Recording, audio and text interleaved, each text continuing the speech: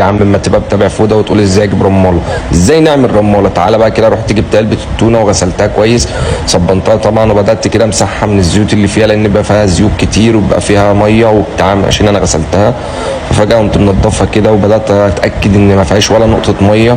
ماشي، وهبدا اشيل الاستيكر ده واتاكد كويس جدا ان انت شلت الاستيكر ده كله، واتاكد تاني والتالت علشان لما تنزلها على النار ما يولعش منك.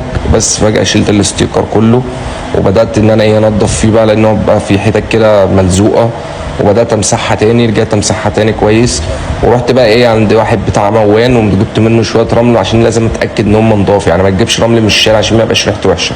وبدات بقى ان انا كده انخل الرمل كويس من اي زلط فيه ولا اي حاجه فيه، عشان ما عشان انت فاهم طبعا اول ما تحطها على النار لو في زلطه اول ما هيسخن هيبدا ممكن يفرقع فيك. فعشان طبعا ربنا يستر عليا وعليك وعلى الناس كلها، بدات ان انا انخل الرمل كويس واتاكد ان هو ما فيهوش اي زلطه زي ما بنعمل في الرماله العاديه اللي في المحل عادي.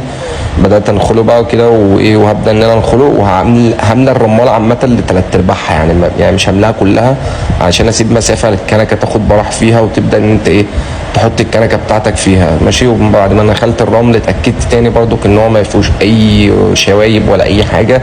بدات ان انا برضك اتاكد تاني وتالت ورابع، واشيل كل الشوايب اللي فيه، الزلط بقى، الرمل، اي حاجه، مش اي حاجه غير الرمل كنت بشيلها. تمام، يعني في حاجات كتير قوي بتبقى طبعا ناتج عن الجو والكلام ده. وبدات بقى ان انا هنا اروح على النار بقى، احط الرماله بتاعتنا على النار كده، وبعدين هجيب الكنكه بتاعتي. كنت هنا متسوح بقى، لان اكتشفت ان باب النجار مخلع، وان الكنكه اللي عندي في البيت اصلا مش كنكه مهيئه ان انا اعمل فيها قهوه، كانت بتاع مني. فبدات احط ربع معلقه سكر، تمام، عشان بشرب على الريحه.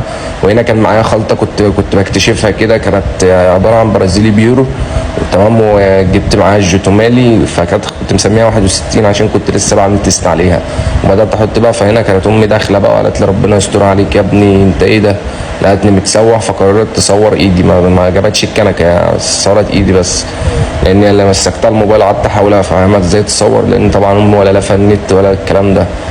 فالمهم بقى هنا كنت بحط الماء الساقعه علشان ابدا انزلها على النار. وهنا امي كانت بتدعي لي، لان عرفتها ان انا كنت بعمل محتوى قهوه وكلام من ده. قالت لي بقى ربنا يحبب في خلقه ومش عارف ايه، ودي بصراحه واحده من اهم الدعاوي اللي ممكن تدعيها في حياتك، ان ربنا يحبب في خلقه. فبس كده ما علينا بقى، هنبدا ننزلها على النار هنا. وبدات اسيب برضو اسيب الرماله تسخن شويه علشان ما تتاخرش معاك، يعني سيبها مثلا توصل لدرجه حراره 150 ولا حاجه.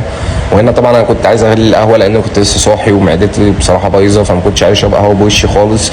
فسبت القهوه تتغلي براحتها. انت هنا اصلا المفروض كنت تنزلها قبل ما تغلي، لكن انا سبتها براحتها تغلي، لان انا مش عايزها بوش، وعايز حتى لو يطلع الوش بتاعها يطلع خفيف قوي، لان لسه صاحي من النوم ومش عايز معدتي توجعني على الصبح بصراحه. فسبتها براحتها بصراحه، كنت عايز اسيبها تغلي يعني براحتها. بس انت طبعا المفروض انت بتنزلها قبل المرحله ديت عشان ما تغليش منك وتفور، او عشان حتى ما يطلعلهاش وش.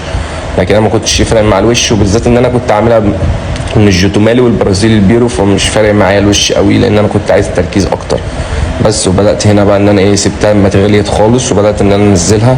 واهم تركيه هنا في الموضوع كله، ان انا وانا بنزلها، هتشوف دلوقتي وانا بنزلها اغطسها في طبق او في اي حاجه فيها ميه، علشان هنا طبعا مسكتها بمنديل لان كانت درجه الحراره عاليه.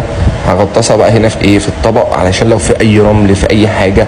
وهبدا كمان ان انا انشفها عشان لو فيها رمل من تحت في اي حاجه، وهتلاقي الرمل بان خالص قدامك في الطبق اهو. وهبدا طبعا ان انا انشفها دلوقتي، وهنزل بيها بقى في قلب الكنكه. طبعا هي ما طلعتش بوش تقيل، لان انا زي ما قلت لك ان انا كنت عايز اغليها، وده كان الهدف اصلا من ان انا سبتها تستوي للاخر.